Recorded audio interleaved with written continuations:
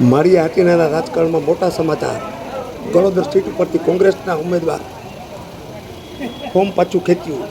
કોંગ્રેસના ઉમેદવાર મુમતાજબેન અમીનભાઈ દલે ફોર્મ પાછું ખેંચતા અનેક ભીખાભાઈ પીઠિયા, માળિયા તાલુકા કોંગ્રેસ પ્રમુખ. આ દેશની અંદર લોકશાહી છે, ત્યારે માળિયા તાલુકાની અંદર લોકશાહીનું ખૂન કરવા માટે આમ આદમી પાર્ટીએ મારા ગણોદર સીટના ઉમેદવાર બેન શ્રી મુમતાજબેન દલની ઉમેદવારી ધાક ધમકી રાતે ઉપાડી ગયા, ગોંધી રાખી, તેમજ સવારે આર્થિક વહીવટ પણ જે પણ કરેલ હોય એ પ્રમાણે એમનું ફોર્મ પરત ખેંચાવેલ છે અને લોકશાહીનું આમ આદમી પાર્ટીના આગેવાન શ્રી પિયુષભાઈ દ્વારા કરવામાં આવ્યું છે. પહેલાં પિયુષભાઈ એવું કહેતા હતા કે કોંગ્રેસ પાર્ટી દ્વારા મુસ્લિમોને ટિકિટ આપવામાં આવતી નથી, ત્યારે અમે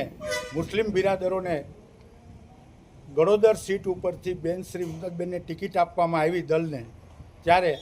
એક બાજુ વાતો કરનારા કે મુસ્લિમોને ટિકિટ આપવામાં નથી આવતી, બીજી બાજુ મુસ્લિમોને ટિકિટ આપવામાં આવી એ બેનને આપવામાં આવી, નારી શક્તિને આપવામાં આવી, ત્યારે આમ આદમી પાર્ટીના આગેવાન શ્રી પિયુષભાઈ દ્વારા એમને ઉપાડી ઓસલાવી ગોંધી રાખી, રાત આખી આર્થિક વહીવટ ધાક ધમકી જે પણ કર્યું હોય એ પ્રમાણે એમનું ફોર્મ ખેંચવામાં આવ્યું છે. હું આ માળિયાની જનતાને વિનંતી કરું છું કે યાદ રાખજો મિત્રો, આ સટ્ટા બટ્ટાની સરકાર બનાવવા માટે આમ આદમી પાર્ટી દ્વારા આવનારા દિવસોમાં સરકાર આવ્યા પહેલાં આ તાલુકાની અંદર અરાજકતા ફેલાવવામાં આવી રહી છે, ધાક ધમકી આપવામાં આવી રહી છે. આ તાલુકાની અંદર પહેલેથી ફોર્મ ખેંચાવવા માટે થઈને રાત દિવસ મહેનત કરી અને ધમકાવી હેરાનગતિ કરી અને કોંગ્રેસના ઉમેદવારોનો ફોર્મ ખેંચવા માટે આમ આદમી પાર્ટી છેલ્લા 4 દિવસથી સક્રિય હતી, ત્યારે લોકશાહીનું ખૂન આમ આદમી કરી રહ્યું હોય એવું મને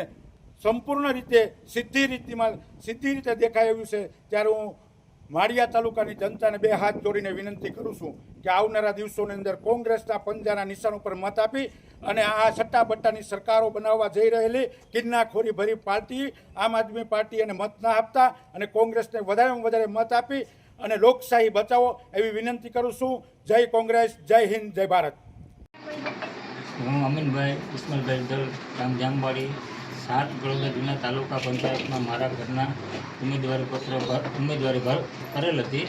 પણ 1-2 દિવસ જતાં એની તબિયત ના દુરસ્ત હોવાને કારણે અમારા બંનેનો નિર્ણય લીધો કે આપણે ચૂંટણી લડવાની થતી નથી, એટલે અમે રાજી ખુશીથી કોઈ પણની ધાક ધમકી વિના અને કોઈ પણ લાલચ વિના ઉમેદવારી પત્ર પાછું ખેંચી લીધું છે. એટલે કોઈ નવા એવા કોઈ વિચાર કરતા નહીં કે આને ધાક ધમકી મારી છે, કોઈનું દબાણ છે, અમારા ઉપર કોઈનું પ્રેશર નથી અને રાજી ખુશીથી અમે ફોર્મ ખેંચેલું છે.